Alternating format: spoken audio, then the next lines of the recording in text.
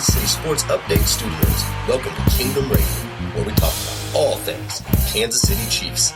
Brought to you by Arrowhead Update. Join Chris and Richard on iHeartRadio, Apple Podcasts, Google Podcasts, Spotify, Spreaker, Player FM, CastBox, and all third-party applications. Check us out on Facebook platforms such as Kansas City Sports Update and Arrowhead Update. And if you cannot find us there, Google or search Kingdom Radio and Kansas City Chiefs, and you will find us.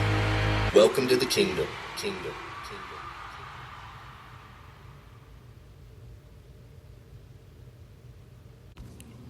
How are we doing, Chiefs Kingdom?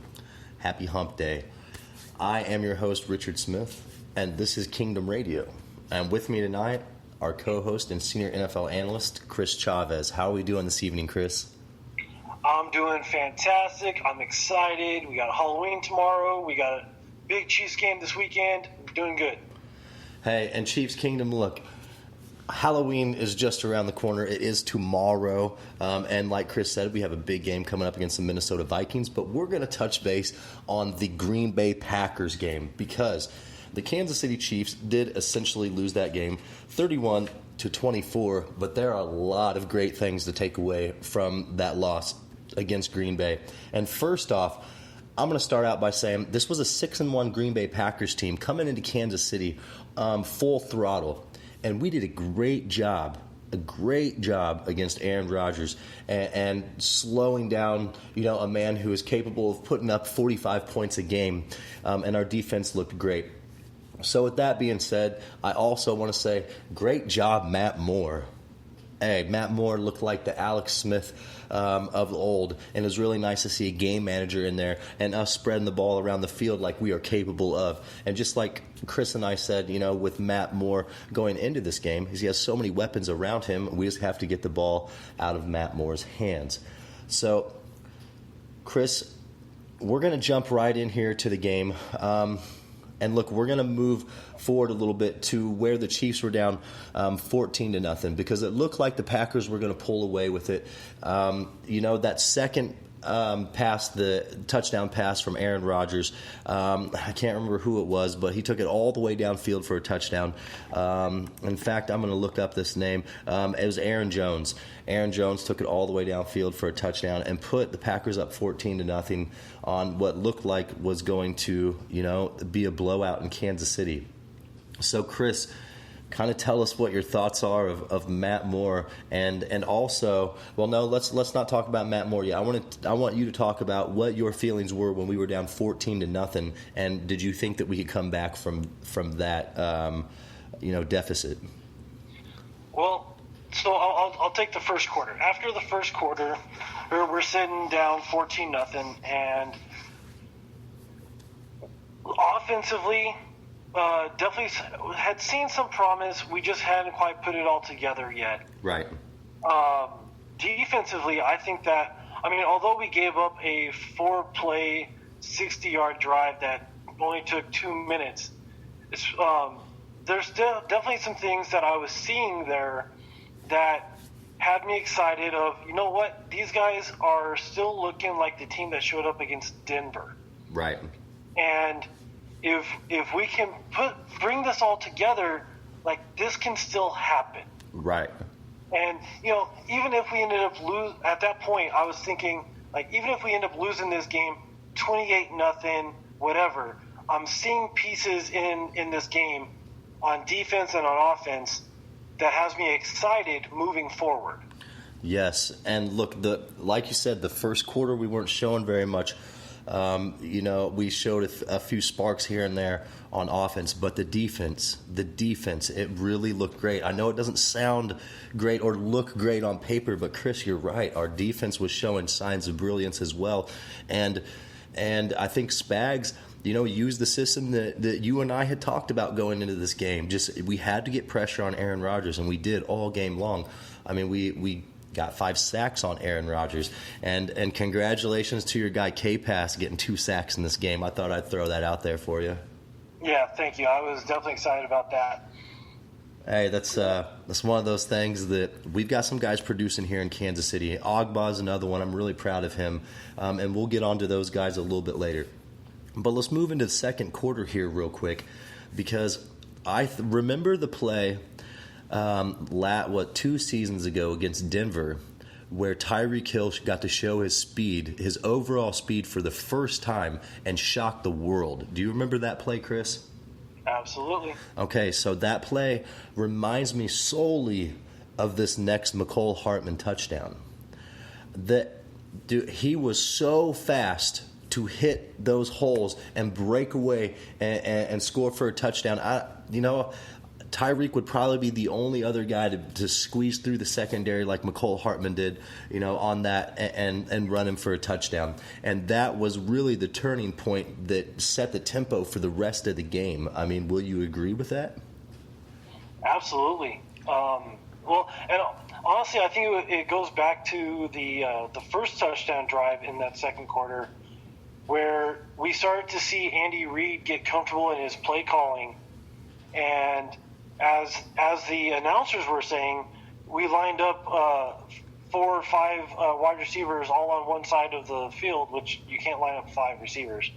But we had all of the receivers on one side, and we utilized that with Hardman, and it worked time after time after time. And it really helped out open things up for Matt Moore. And every time we were in that formation, he was able to move the ball forward a good 10, 15 yards every single time. And especially in the second quarter, we saw Matt Moore really settle down and find his groove. And that's what led to them winning the quarter and the half with, like you were saying, getting the ball out to McCole Hartman on that next drive for that 30-yard touchdown pass. They looked fantastic. I got ahead of myself a little bit because before that drive, Kansas City, before that drive, I want to talk about this play because, the score was 7-0 or 14-7 by the time McCole Hartman. He was the one who tied the game up. So let's backtrack a little bit. What about the Travis Kelce go-ahead touchdown where Matt Moore is really scrambling for his life and throws up, almost go get it type of throw, and Kelce comes in and takes that in for the touchdown. It was nice to see Kelce get back in the mix, the way Travis Kelce does.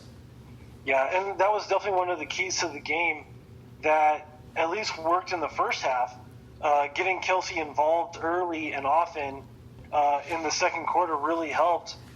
And he was definitely the safety valve for Matt Moore. And in the second quarter, things were clicking. I'm going to get kind of ahead of where we're at right now. Mm-hmm. But in the second half, Travis Kelce kind of fell apart, and he wasn't really that anchor for Matt Moore that he was looking for.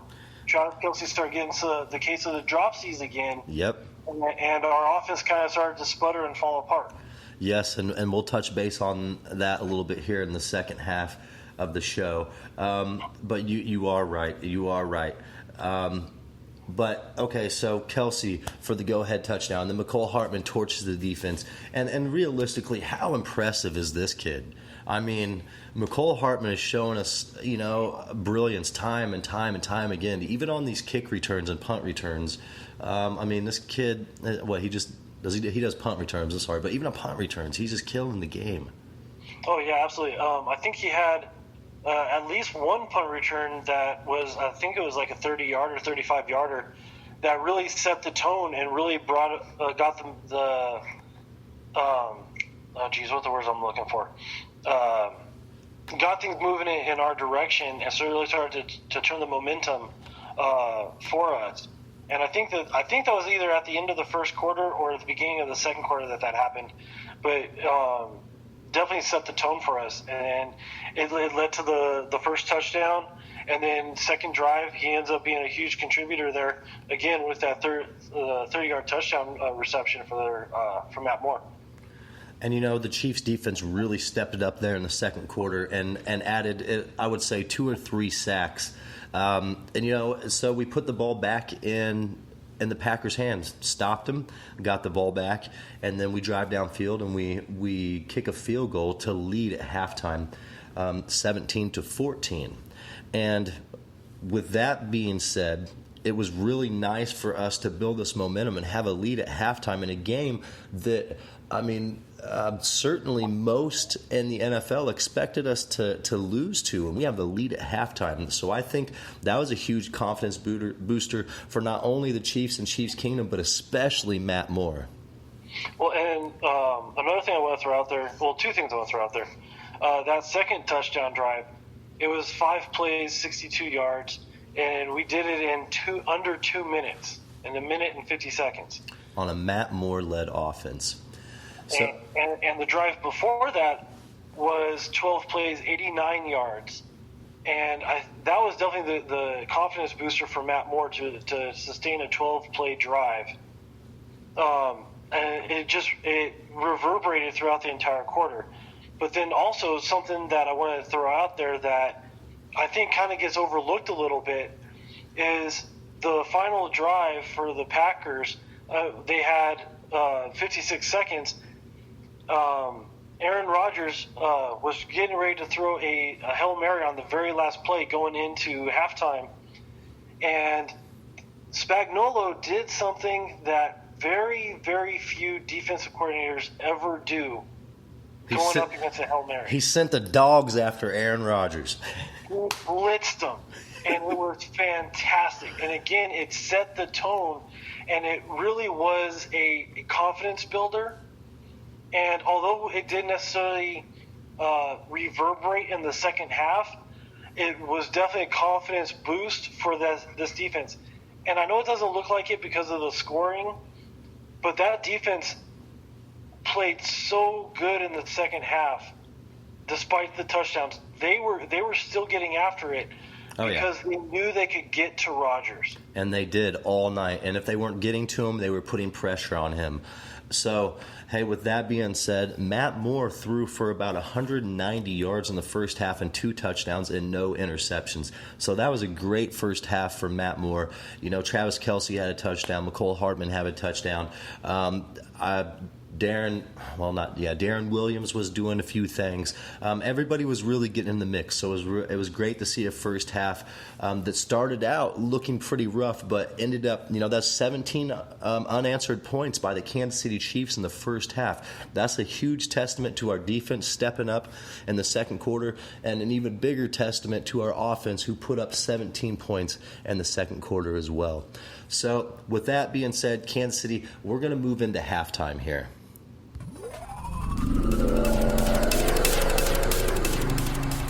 Kansas City, it is halftime.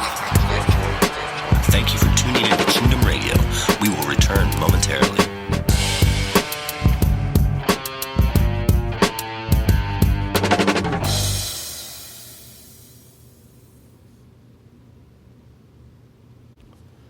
All right, Kansas City, we are back from halftime. Look, Pizza Shop Platte City is our main sponsor. Go check out Pizza Shop and get yourself a butcher block. It's the best meat lovers in Kansas City. Also, check out the Kingdom Radio webpage, kckingdomradio.com, where you can get more amazing content and analysis, from Kingdom Radio. And with that being said, Chris wrote a blog today, and I believe that blog will be posted on the webpage this evening. So go check that out. Go check that out, Kansas City. So we're going to talk a little bit about the league here coming out of our halftime, and then we'll hop back into the second half of the Kansas City Chiefs Green Bay Packers game.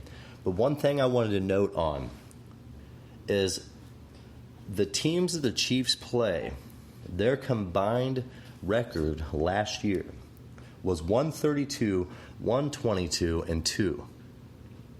The Patriots' combined record from teams last year is 120, 134, and 2.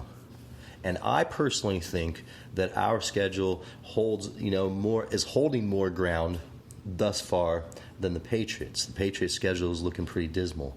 But for the Chiefs to be 5-3 at this point, we should feel good in where we're at in Chiefs Kingdom. Chris, would you agree with the teams that we have on our schedule, and which I'll touch? We're going to get in depth with that here later in the show, keep in mind. But with the teams that we're playing, sitting at 5-3, how do you feel? I feel fantastic. And I know, looking back at our preseason expectations, I mean, both you and I had the Chiefs going 15-1. But we were looking at it based on roster, based on paper. Right. You know, we hadn't even seen the Chiefs play a meaningful game yet, or any of the teams that they were going to play. They hadn't played a meaningful game yet. Right. And on paper, we are better than any team that we play. Absolutely. And when you take into consideration the fact that we're changing defenses, we have basically a completely new defensive roster. Right. For the most part. Right? You have new coaches on the staff. All of that has to come together in order for us to be able to play how we look on paper. Right. Right. And it's coming together now. I mean, I can't, as a Chiefs fan, I really can't sit here and say that what I'm watching, our product isn't, responsive to what we have on paper. It just took, like we said before, the preseason and the offseason, it's going to take a while for this group to gel. And it's coming together. Absolutely. And it started with the Broncos, but then we're going up against the Green Bay Packers, who have two of the best tackles in the league. And we were blowing by them. Like nothing. We were beating them, and K-Pass, Ogba were looking fantastic. Like to go back a couple years ago, like J.J. Watt and Jadeveon Clowney getting after quarterbacks. It looked great, and look, even Saunders getting in the action.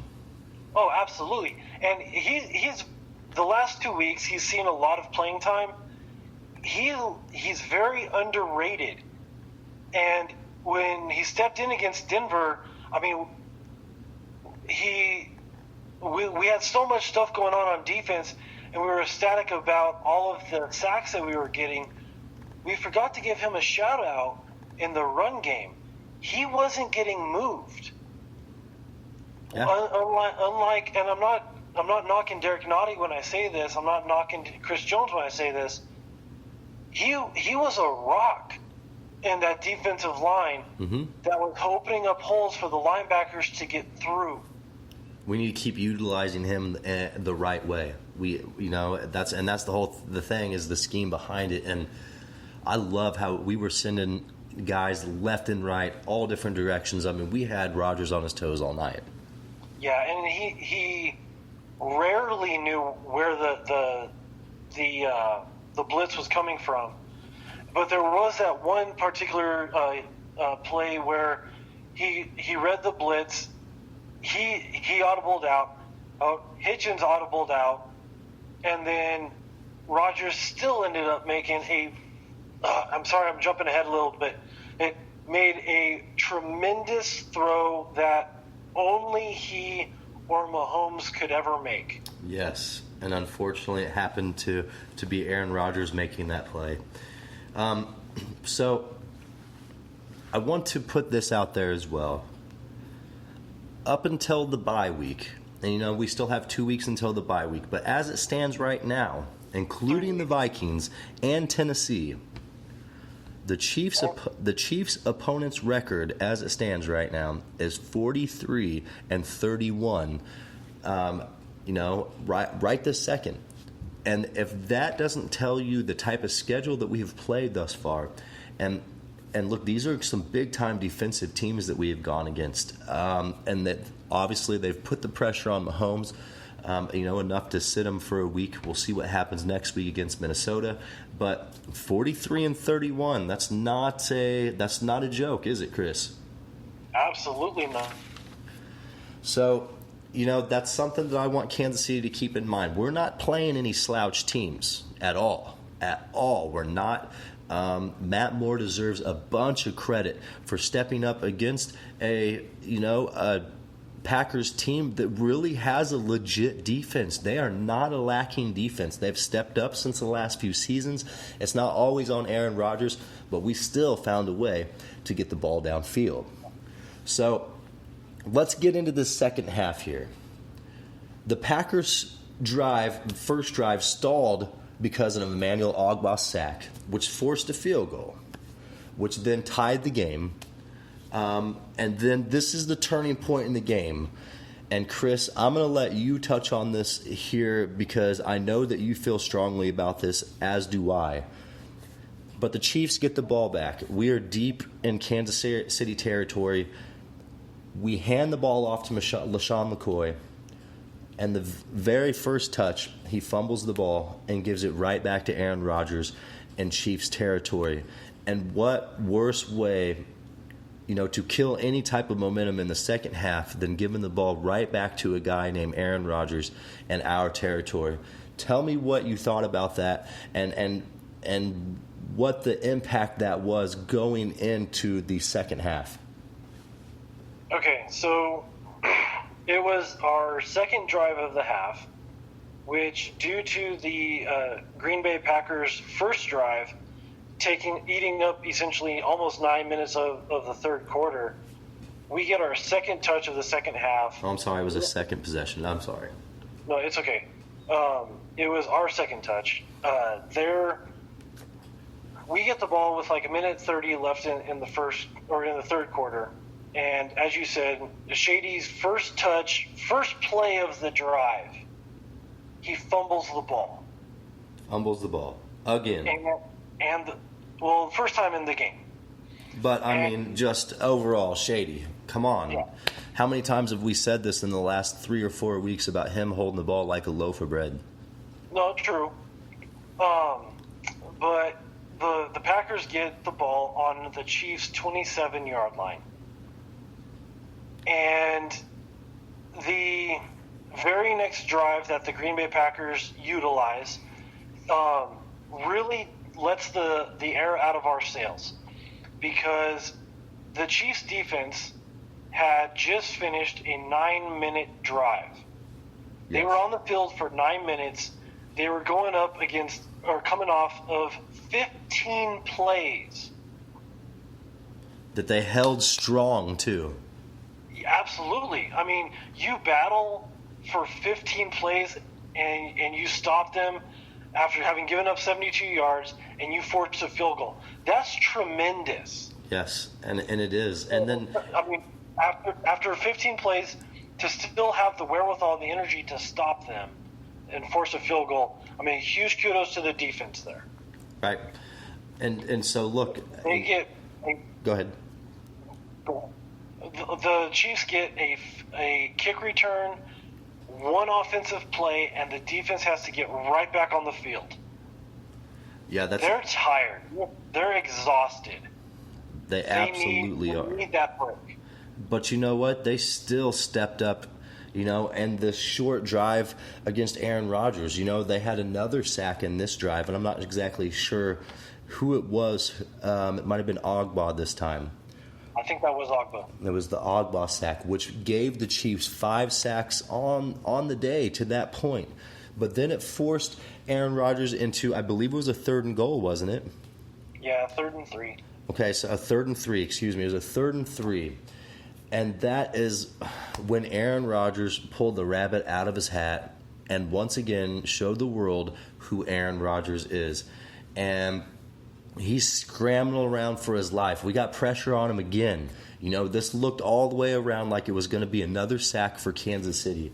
And we wrap his legs up, and he's going to the ground, and he puts up a dime to the corner of the end zone that really could have gone to one of 2 players, and drops it in the tiniest hole that you could ever find, and ultimately, puts Green Bay up 24-17. Yeah, there's nothing that you can really say about that play. As much as I hated it because it put the Green Bay Packers up ahead, as a football fan, it was a thing of beauty. You legitimately had to sit back and say, wow. And I believe that, in the first half, he had a play like that in his own territory. Not that immaculate and beautiful, but he was showing signs of brilliance just like that in the first half. And it's Aaron Rodgers. I don't think anybody puts it past Aaron Rodgers, to put on a show in any NFL stadium. And Arrowhead Stadium is not any different.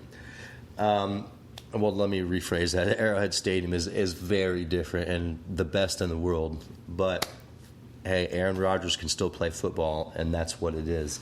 So, Green Bay's up 24-17. Then Matt Moore shows some resilience. Our running game shows some resilience. And we find our way into the end zone on a Damian Williams run. I believe it was, 5-7 yard run to tie the game at 24. Yeah, he scored on a 3-yard run. But when we got that ball on that possession, Damian Williams took over the running back duties, and we didn't see Shady again.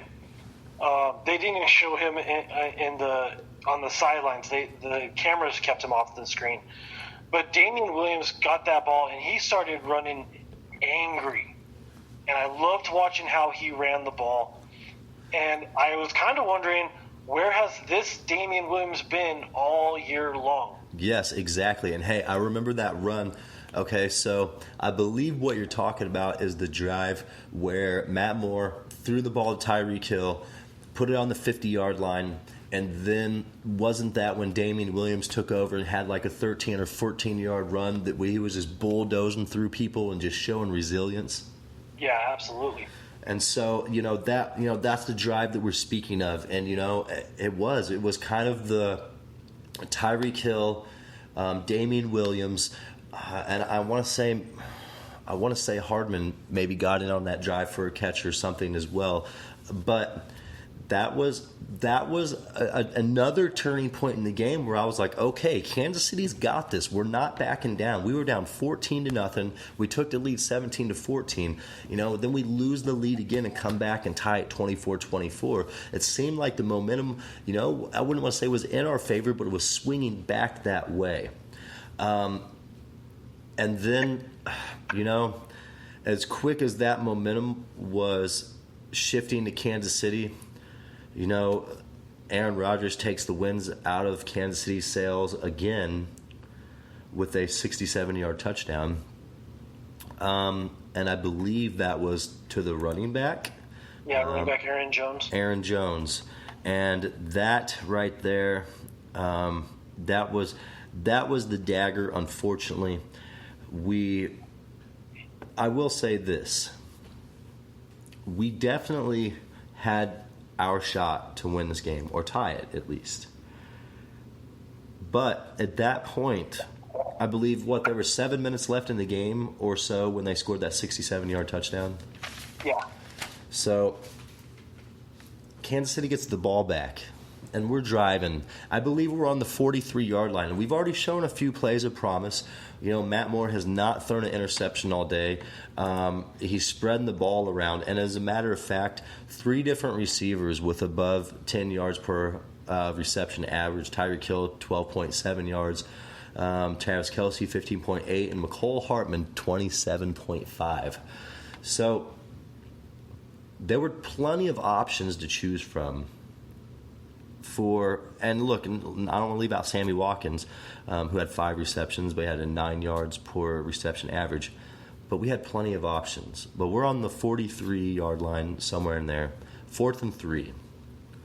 At this point in the game, I believe there is 5 and some change, but we're on the lower end of the change. And Andy Reid had a decision to make. Does he trust his offense more, or does he trust his defense more in this game?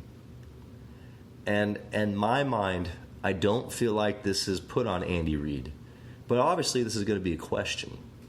Chris, do you think Andy Reid made the wrong call to give the ball back to Aaron Rodgers, or should we have gone for it on 4th and 3? Because we had touched base on we really think that this loss lies solely on Shady McCoy, and I hate to put it on him, but that was a huge fumble that we couldn't overcome, ultimately lost us the game. But what do you think on Big Red's call? I think it was absolutely the correct call. I know that the emotional response is, what are you thinking? But it's 4th and 3, and yes, we have the weapons who can get downfield and make those catches. Earlier in the game, we couldn't pick up a 3rd and 1. Fair.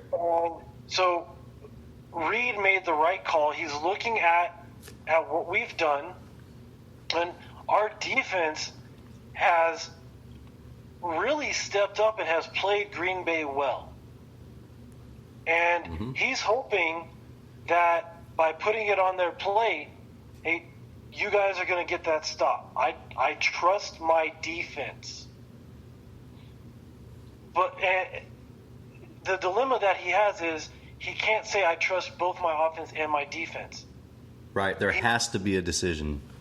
He trusts that his defense is going to be able to get the stop against Aaron Rodgers, get a sack, maybe even force them into get a penalty, a holding penalty, something, and that pushes them even further back, stops the clock, and they get enough. They'll get the ball back with enough time to complete the drive, even if just for a field goal or we had to get a touchdown. But I absolutely feel that it was the right call. If it had been 4th and 1, then okay, hey, then I'm going to say, Andy Reid, you made the wrong call. 4th and 3 is a different story. And I agree. And this is the NFL. And realistically, we shouldn't have been in that position in the first place. I don't put it on anybody. This was Matt Moore's first game back in, how many years? And he did a phenomenal job. I all around, I look at this as a win for the Kansas City Chiefs. But, as it stands, Andy Reid decides to punt the ball away. We put the game in the defense's hands, who had already, shown huge signs of promise with 5 sacks. There were a few plays that should have been picked off. I would say 2 or 3 plays where we should have had an interception. But it comes down to a point where it's a gut check call. You put it in the defense's hands. We needed them to make one stop and one stop only. It's Aaron Rodgers. It was I don't even want to say it's a 50-50 shot. You play an Aaron Rodgers-led team, you're looking at a 25% shot of stopping an Aaron Rodgers on a last drive. And for me, it's not the wrong play call. It's not. Either way you look at it, it's a loss, and that's what it is. We're at 5-3 right now. And look, we've got a lot of great things to take away from this game. Of course, we don't want to lose another game on primetime television at Arrowhead Stadium. But Kansas City, that's a tough pill we're going to have to swallow right now. But this is one of the best-looking games that we've had in a few weeks. Chris, can you really argue with that? Not at all. I know that you just touched on it, but Matt Moore completed 24 of 36 passes. He threw for 267 yards. Yes, and no interceptions. And no interceptions, 2 touchdowns, only took 2 sacks. That's a very Alex Smith-esque sort of stat line. Absolutely. And that was, and that's a thing that I really enjoy out of Matt Moore is him being that game manager. He really did look like Alex Smith out there. And those are Alex Smith stats to the T. And you couldn't ask for a better output. This is a situation where I feel like we could beat a team like Minnesota Vikings with Matt Moore leading the way. Yeah, and the other thing I want to throw out there is we ran a very balanced attack. Yes. We ran the ball 20 times. And it worked out in our favor. Equally double what we ran last week against Denver or the week before. And imagine having that balance with Mahomes on the field. Exactly. And the other thing I want to throw out there is Matt Moore was throwing short passes. He was throwing intermediate passes. He was throwing some deep shots. Yes, he was. And even the ones that looked like they were off were still on. He really had some great touch passes out there. Yeah, I don't recall ever seeing him. No, I take that back. Okay, I remember one play where he and the receiver had a miscommunication. He threw it where Kelsey should have been in the end zone. Yeah, that's the only play I can think of too. Yeah, Matt Moore knew that playbook. Yes, he knew the plays. He even had the timing down with these guys. It was like a hair off. He threw Tyreek behind Tyreek a little bit, but how can you not? That's Cheetah. Right. And if you've never played with Cheetah in full speed mode, you don't know Cheetah on full speed mode. Yeah, good luck. Yeah. Good luck. it's going to be hard to be on speed with him. But Tyreek adjusted fantastically and made the catch. And I mean, huge kudos to Matt Moore in this game. First game in 2 years for him to come in there and look the way that he did. Yeah. I mean, and I'm just throwing this out there. If Mahomes is out against Minnesota, I still feel extremely confident for whatever amount of time that we keep him out for, let him get healthy, whatever. I feel extremely confident that we get offensive wins moving forward. And I agree. And so this is one of those things. Look, Chad Henne came out off the injured reserve. I say we leave Matt Moore in. I mean, we don't fix what's not broken. And also, I want to give huge kudos to the offensive line. Holy cow, did our offensive line not look night and day compared to the last, 4 weeks? Absolutely, and that's why we also lost LDT, who went down. Wisniewski stepped in, and he did a great job as well. Hey, he is absolutely putting his money where his mouth is. That man is producing, and that was a great move for the Kansas City Chiefs. And this was an offensive lineman that came off the Philadelphia Eagles Super Bowl team. Yeah, and he's been with several teams now, and everywhere he's been a starter, right? And has really held his own. And when he was coming out of college, and I know I said this before, I really wanted him to become a Chief. And granted, several years later, I'm just glad to see him in a uniform and playing for the Chiefs and contributing. And I would love to see him continuing to get that opportunity moving forward. Potentially, I could see him stealing a starter position probably the last 2-3 weeks of the season. I could too, but I'd like to see Tardif moved around somewhere. Eric Fisher, and then, Wisniewski, whatever you say his name, excuse me. I think I said that right, didn't I? Yeah. Okay, so look, we're going to move on to our next segment, Kansas City. The final score, 31-24. I don't want to say it was a heartbreaking loss because it wasn't. We got a lot of great things to take away from that, and I think everybody here in Chiefs Kingdom really has some optimism moving forward. So, on to the next segment. This is the No Look Pass, brought to you by Sean and Keogh Music Solutions, providing everything from simple background audio to complex creative audio pieces. Bring your project to life with Sean and Keogh Music Solutions. All right, this is the No Look Pass, brought to you by Sean and Keogh Music Solutions. This is where Chris and I pick each other's brains of our football knowledge off the top of our head. None of this is scripted. So my no-look pass tonight, Chris, I'm going to kick it off.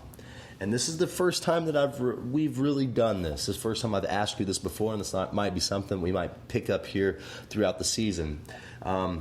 Chris, who do you give the game ball to? Outside, for the Chiefs. For the Chiefs. I know that we lost the game, but who's your game ball go to? That's a really good question. So I'm just going to kind of talk this through in my head so I don't have a bunch of dead air. I mean, Matt Moore stepped in and really moved our offense very well in the second quarter. Tyreek Hill had some big catches. Hardman had two catches, but they were huge catches. A big return. It had a big return. You look at our defense, and oh man, you got 5 sacks, 12 quarterback hits, numerous pressures. Jeez, that's a really good question. You know what? I have to settle on Matt Moore because without him, you don't have Tyreek Hill, you don't have Hardman making those catches. Right. The defense probably is on the field a little bit more than they need to be. They get downtrodden, they don't get those sacks that they ended up getting. I give the game ball to Matt Moore in this game. And this is one of those times, Chris, that how could you not give it to Matt Moore, a man who hasn't been on the field in 2 years like you had expressed earlier in the show, who led our team to an impressive game. And I will say this is going to sound redundant, but probably the most impressive loss that Kansas City has had in years.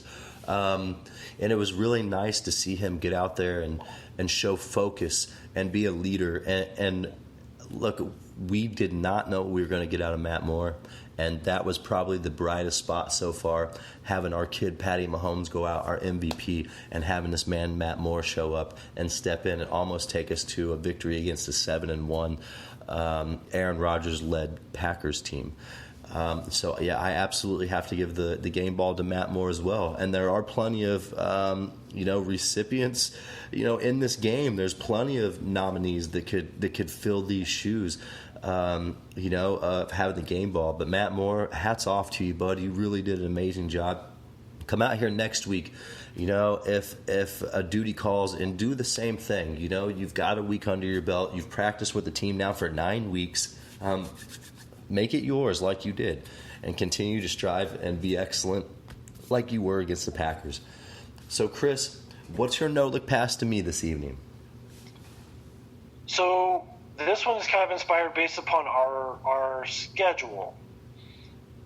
This year, the Chiefs are facing 2 quarterbacks who get the term thrown around with them all the time, and it's kind of ridiculous that you can have 2 GOATs at the same time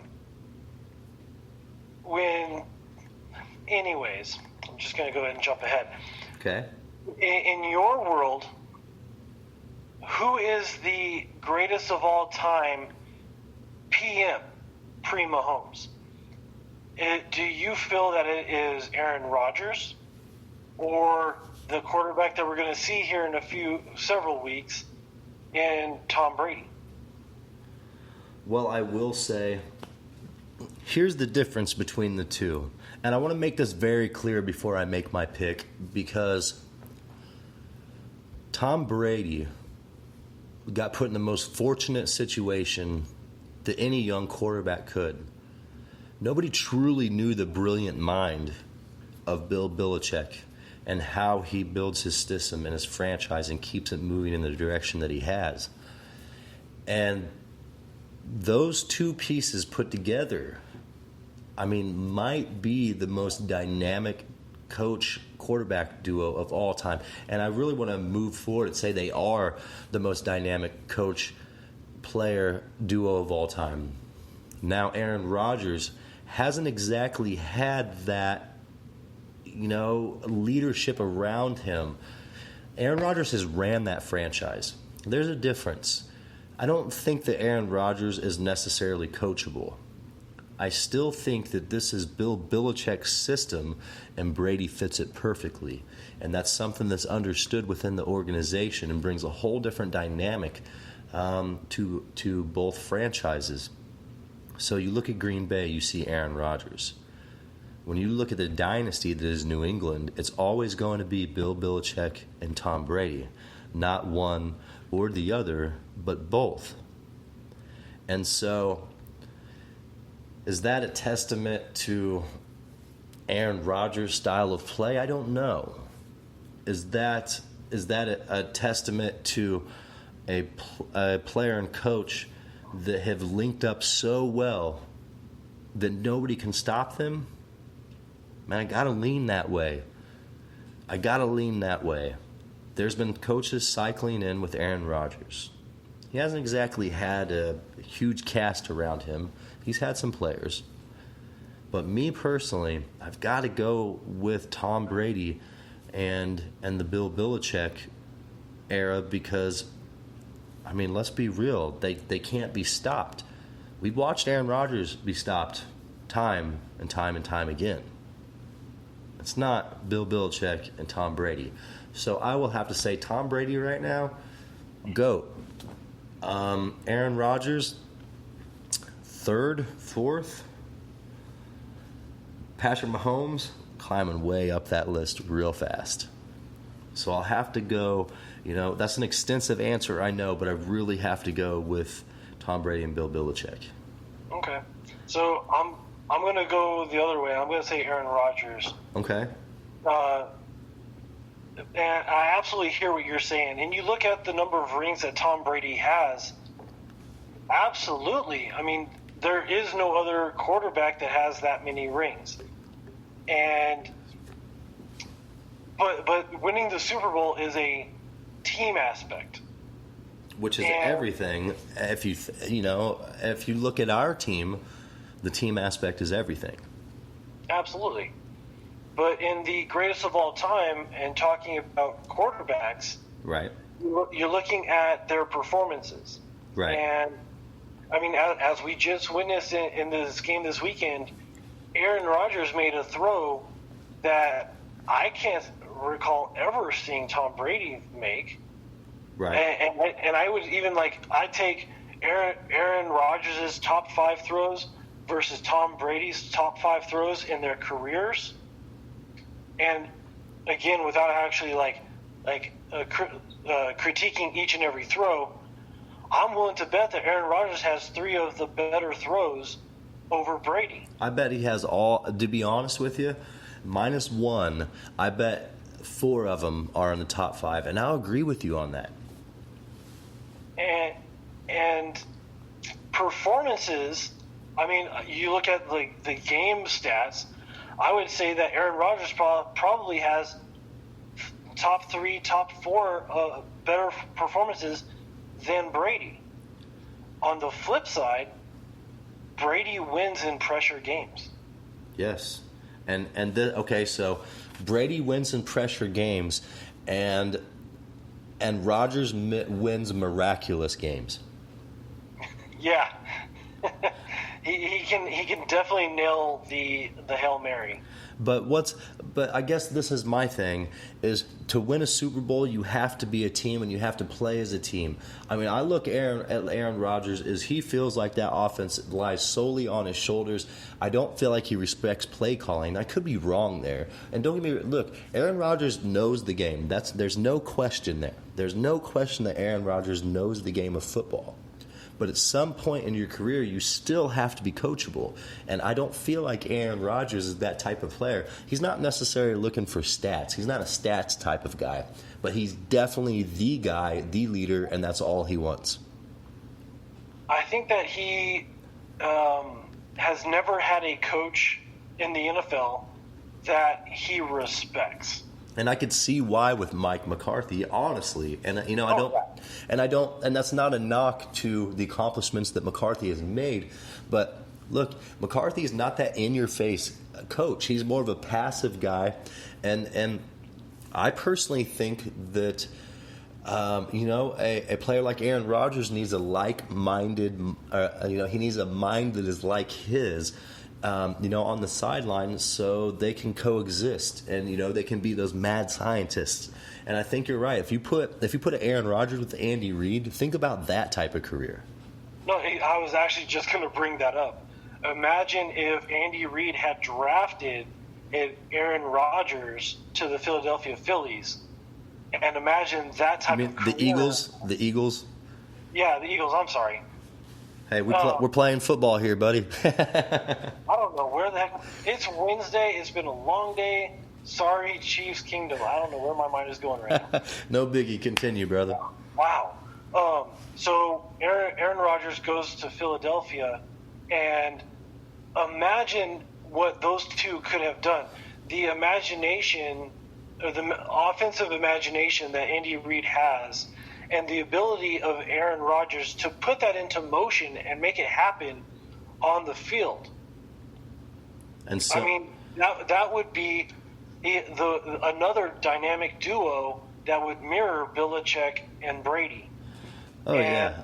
Unfortunately, Rodgers never had that pairing, never had that coach that he was able to get put with to have that sort of success. Right. And so ultimately that makes New England have the GOAT. I mean, Tom Brady right there. I mean, because let's keep it real. When it comes down to it, it comes down to Super Bowl victories. Look at Dan Marino. Dan Marino is steadily falling down the list of greatest quarterbacks of all time because of that and because of all this new talent coming in. And I think it's a no mistake. Andy Reid finally got his quarterback. Finally. And it's hard to tame that animal in Patrick Mahomes. We know this. It's hard. It's hard. And just like, I made a tweet on Patrick Mahomes' post on Twitter, and, I basically said, wait to bring out Showtime until the right time. And that's really what needs to happen. But, Chris, I mean, look, we all have our differences, and, stats-wise, personal player, possibly, Rodgers is better than Brady. I mean, really, it's no mistake that he is. It's just a different system, a different conference. And okay, so let's take that into consideration as well. Okay. Well, aside from the Patriots, over this, 18-year, 19-year run now. You're going to talk about their division, aren't you? Yeah. When has the AFC East had an actual competitive team? And you're right. I mean, I cannot argue with that. That team has had the easiest road to the Super Bowl paved for them that any team possibly could. And I will say also on the flip side that the Green Bay Packers is kind of like the AFC West. I mean, they really have a hard road to the playoffs, so wherever they make it, I'll give it to them. And yes, I mean, demographically, Green Bay has a harder task, but look at the result of that. The results show. Yeah. Go ahead. I mean, there's a lot of things that you could throw in there as well as, you're going up. When every single season when the schedule comes out, the Patriots can basically pencil in 6 wins guaranteed. Oh, yeah. Yes. And that's tough. That's tough for a team like Kansas City. But let's be real. They're an AFC North team. Right. And you move them into the AFC North, and it's a totally different story. They've got to then play against Pittsburgh, against Baltimore, and against the Colts. They're going to be getting beat up. Not the Colts, Cincinnati. Oh, well, yeah, Cincinnati could be right there, too. You're right. Well, no, the North has Cincinnati. The South has Colts. They just need to realign all of this all together anyways. But you're right. But they're going to be playing up against much better defenses. Brady's going to be actually getting hit. Yeah, but this is hypothetical. It is. But, I mean, you look at the Miami defenses, you look at, again, the Buffalo defenses, the Jets defenses, they're jokes. They are. But, hey, we're getting way out there, Chris. We're getting way out there with this. We are. We got to bring it back. So, yep, I'm going to bring this back in. And, look, we're gonna take a walk around the NFL here. This is Around the NFL, brought to you by Pizza Shop Platte City. Go grab yourself a butcher block. Best meat lovers in Kansas City. Pizza Shop Platte City, proud sponsor of Kingdom Radio. Pizza Shop Platte City.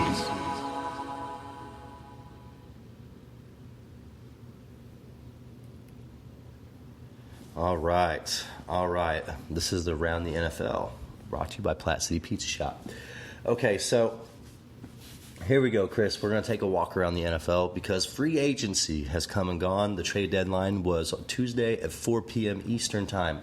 And the Kansas City Chiefs sat on their hands, which I personally expected them to do, even though there was displayed obvious interest from multiple players around the league to come to Kansas City.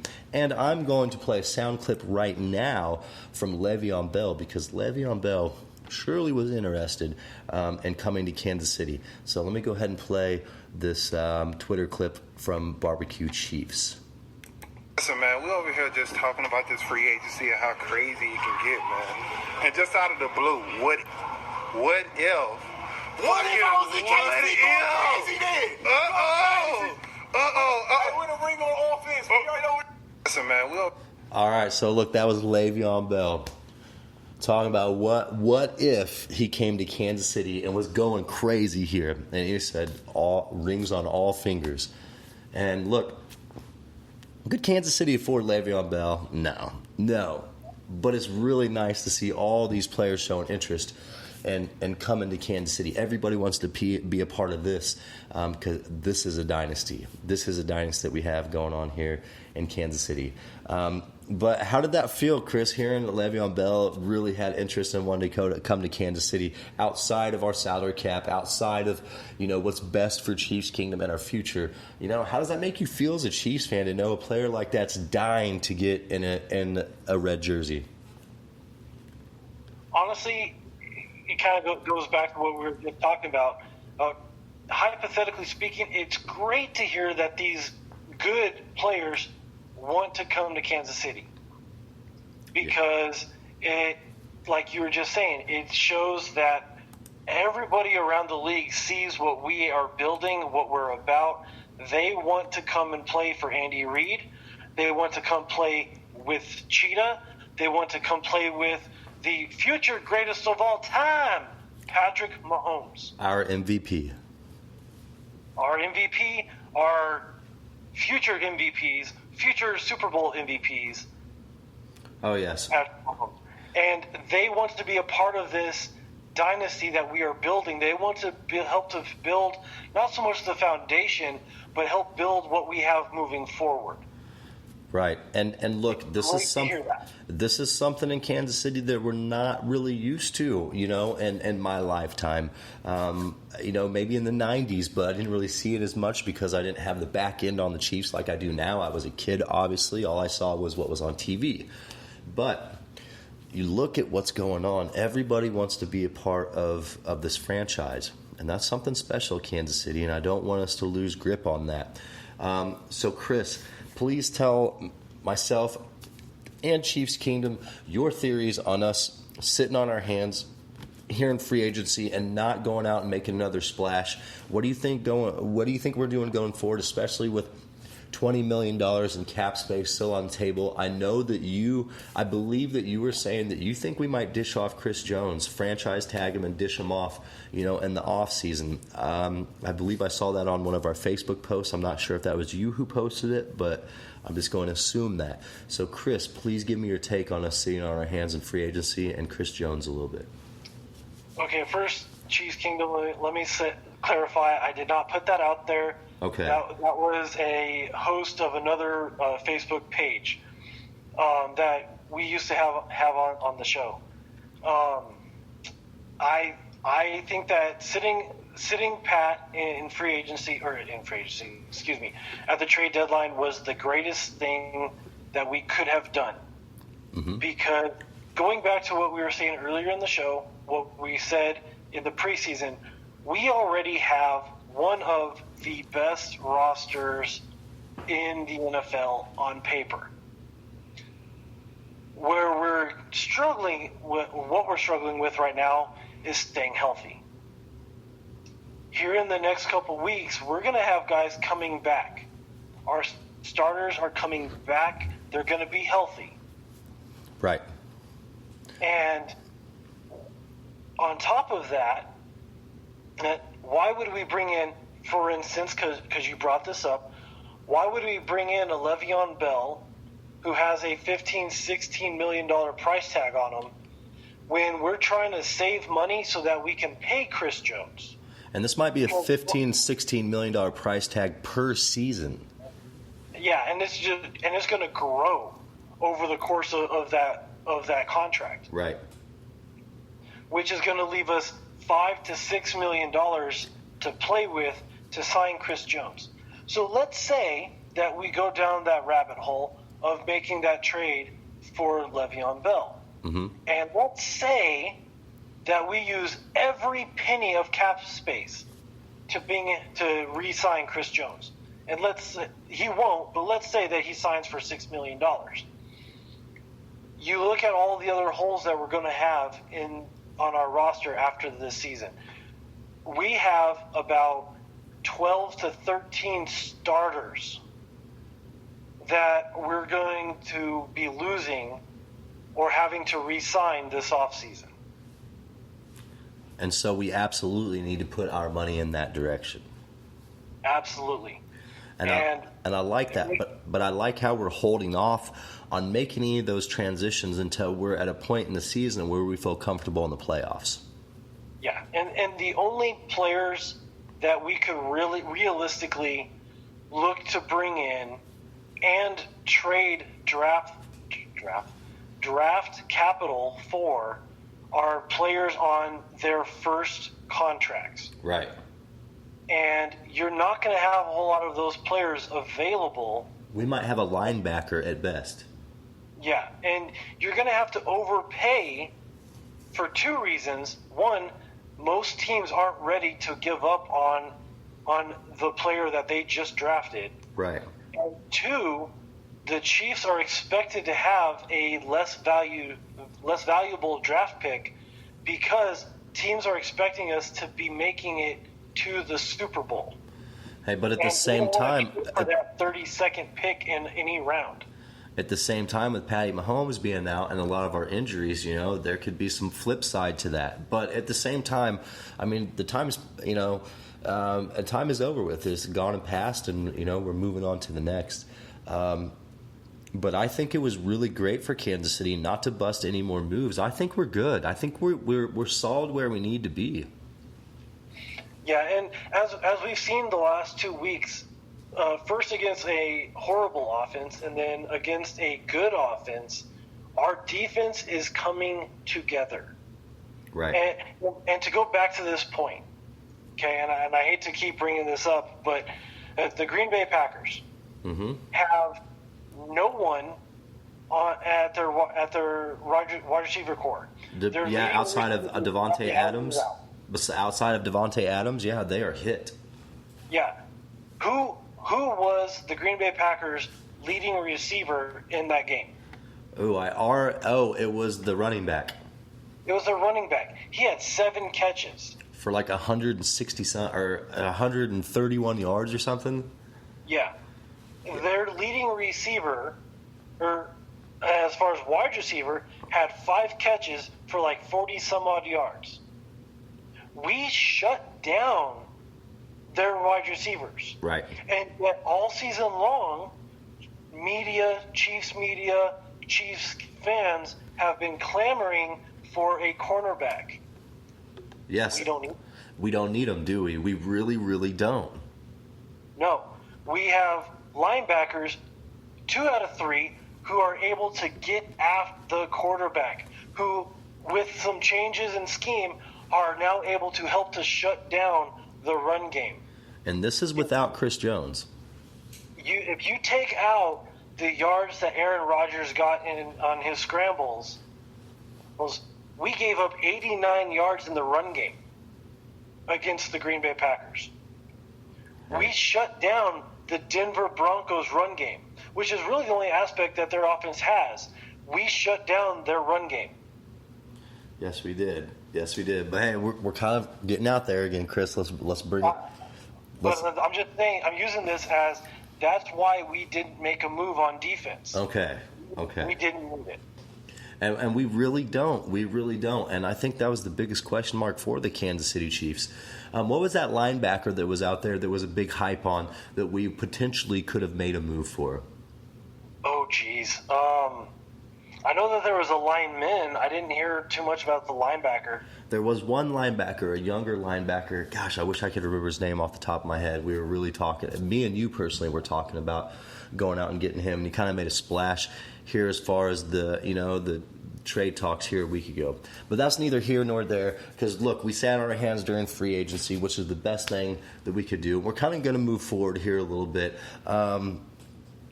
Let's look forward to this Minnesota game here. It's coming up here this Sunday. Chris Jones and Eric Fisher. What is the take on both of those players? I believe that Chris Jones could potentially be back. I'm hoping that he is, because we could definitely use him to get back into the swing of things. Eric Fisher has been practicing, I don't know if that means that he's necessarily ready for game action. Right. Because he's definitely been limited in practice. And until he's a full participant, I don't feel comfortable putting him in a position to play in a game and get re-injured. I would hate to see the Chiefs have to play, quote-unquote, an entire season with Cam Irving at left tackle. I'd much rather Eric Fisher get healthy and come back ready to end out the season. Fair enough, and I'm with you on that one. And I guess the biggest question of all is, will Mahomes come back and play here against Minnesota, or are we going to keep him out? I personally say that we keep him out. I know that the doctors know more than I do. Big Red has expressed that through his press conferences that he's going to leave it in the hands of the doctors. And ultimately, once Patrick Mahomes gets cleared, it's in his hands. Which obviously, if the doctors say, "Hey, you're clear to go," obviously we're going to see Patty Mahomes on the field. But I think that it might still be a stretch. And I feel the same way about Patrick Mahomes as you just stated about Eric Fisher. I would hate to see Matt Moore on the field for the rest of the season. Just like Eric Fisher, every player has a place and a role on their team, and you can't replace an Eric Fisher. You can't replace a Patrick Mahomes. So, what's your take, Chris? Should we sit him? Should we play him? Is this something that is really up in the air right now? I think that it is up in the air. I feel that Andy Reid really wants to get him in, but on the flip side of that, he has to rein himself in and Mahomes and say, there's a bigger picture here. Right. It's not about beating the Minnesota Vikings. It's about getting to the playoffs and winning the Super Bowl. Right. And that's two components there. Can I get to the playoffs with Matt Moore as my quarterback? After what we saw against Green Bay, yes. Right. I think that we can. Can I win a Super Bowl with Matt Moore? No. I need for my quarterback, my MVP, to be as healthy as possible. Yes. And if I rest him 2 weeks, if I sit him against Minnesota, let him be the backup. Should something happen to Matt Moore, okay, Patrick, you're going in. Right. But let Matt Moore get the start. Let him do the best that he can to get us this win. And I agree. And let him take the big hits against this really good front four that the Minnesota Vikings have. And keep in mind, Chiefs Kingdom, this is a huge fact when it comes to this game. The Minnesota Vikings are completely healthy all the way across the board on defense. They do not have one injury on defense. That's scary. It is scary, and that's one of those things that we're going to have to bring our A game against Minnesota, and I believe we can do it. I think we could get to a Kirk Cousins. Kirk Cousins is one of those quarterbacks. You get in his head, he's just like Phillip Rivers. Dude, Kirk Cousins and Phillip Rivers should be brothers. You get to that quarterback, it's going to be game over. Yeah, you get to that quarterback, it's going to be game over, especially with Adam Thielen questionable. If Thielen doesn't start this game, and then Josh Doxson already on the IR, that just leaves Stephon Diggs and Dalvin Cook, to really carry the load. And I'm not saying they can't, because we absolutely need to focus in on Dalvin Cook even more than Cousins. But if we keep chopping wood and bringing the lumber like we have the last 2 weeks, that's the way to stop both of them. And if you can't get the ball to Diggs or Thielen, how are they weapons? Okay, so just to kind of end the Patrick Mahomes conversation really quickly, think about this. If he is the starting quarterback, okay, you've got Cam Irving at left tackle trying to block Daniel Hunter, who has 8 sacks on the season. Wow. Yeah. I do not want Patrick Mahomes back there taking hits from that man who's being blocked by Cam Irving. Right. Hey, and No arguments here whatsoever. That's a scary scenario for Patrick Mahomes, and I mean, you're right. Let's let Matt Moore take those hits. But look, our offensive line looked great, but you're going to go up against a premier left defensive end in Daniel Hunter, and we'll see how that works out, for the Chiefs. So, with that being said, Kansas City, look, we've lost 3 out of the last 4. We're still sitting at 5-3. I personally think even if we lose this game and we're sitting at 5-4, we go into Tennessee, a Matt Moore-led Chiefs can beat the Tennessee Titans and take us to 6-4 into our bye week and bring Patrick Mahomes in for the latter part of the season with Eric Fisher and Chris Jones and a completely healthy, for the most part, Kansas City Chiefs team. And I think we can rock it out going into the playoffs. Is this a big game? Yes. Can we sneak out of there with a win? Well, look how we played against Aaron Rodgers. I absolutely believe we can sneak out of Minnesota with a win. It's just going to have to be a complete victory. The offensive line is going to have to do their job. We're going to have to control the clock, the line to scrimmage, stop Dalvin Cook, and put the pressure on Kirk Cousins all game long. Yeah, you pretty much just captured it right there. Just kind of going back to the standings, we have a 2-game lead against the Oakland Raiders right now for the division. Right. And this is not a game that we have to risk Patrick Mahomes in. Right. Let him sit, let him rest. And, I mean, we've got some big games coming up in the second half of the season, and this isn't one of them. Let him sit.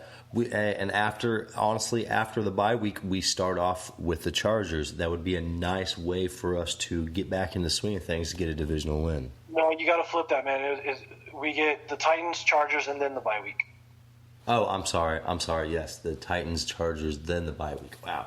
Okay, so, but hey, look, you really I don't think we'll sit Patrick Mahomes for the Chargers.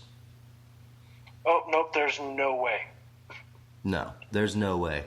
We bring Mahomes back for the Chargers, then we sit him for the bye week. I think that Fisher and Jones will both be back for that game. They'll probably, I look for Jones to be back next week and Fisher to be back against the Titans. Yeah, and ultimately I think that we're going to have all of these guys back before the bye week. It'll probably be sparse here, sparse there, but everybody will be back. I'm really looking forward to seeing that Chargers game because they just fired their offensive coordinator, Ken Wisenhunt, and it's going to be a very different team that we see than what we've already seen moving forward the first half of the season. It's not going to be the same Chargers going in the second half, just like usual. They're going to pick up steam here in the second half. And that really is the epitome of the Chargers for probably the last 7 years, especially led by Phillip Rivers. But here's the thing, is we have his number, and I feel like with Patrick Mahomes, I feel like either quarterback on the2 we can beat this Chargers team. So, yeah, I mean, we still have 2 games into the bye week, correct? So 3. 3, yeah. So Minnesota, and then where do we pick up? Tennessee. Minnesota, Tennessee, and then the Chargers. And then the Chargers. We can win 2 out of those 3. Easily. Honestly, I think that we could probably win all 3 for sure. And I would love to see that. I really think that that's a possibility for the Kansas City Chiefs, and we can go into the bye week on an upbeat tempo. So, Chris, let me ask you, do you have anything else to add to the show before we wrap up tonight? Because we're going on an hour and 15 minutes. Happy Halloween, everybody. Be safe, and we will catch you on the flip side. Hey, look, we will definitely have another episode coming up here pregame, I believe probably Friday evening or Saturday morning. Please don't forget to check out KCKingdomRadio.com and see all this amazing Chiefs content. We've got a lot of cool stuff on there, people. Go check it out. Also, get your favorite Chiefs memorabilia at KC Kingdom Radio 2019.itemorder.com. /Big Frog. Anyway, Chiefs Kingdom, look, we've had a rough couple weeks. We're going to build some momentum. Matt Moore showed us some things. Get excited, Kansas City, because we do have a big game coming up this Sunday against Minnesota, and I really think that we can take it to them.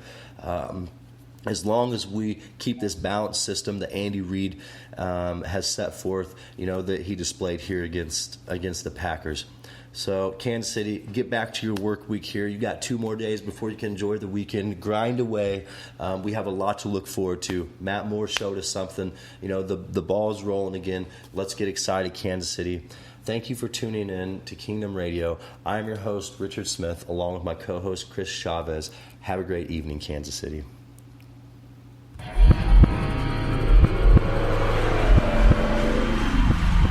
Thank you for tuning in to Kingdom Radio, your go-to podcast for everything Kansas City Chiefs.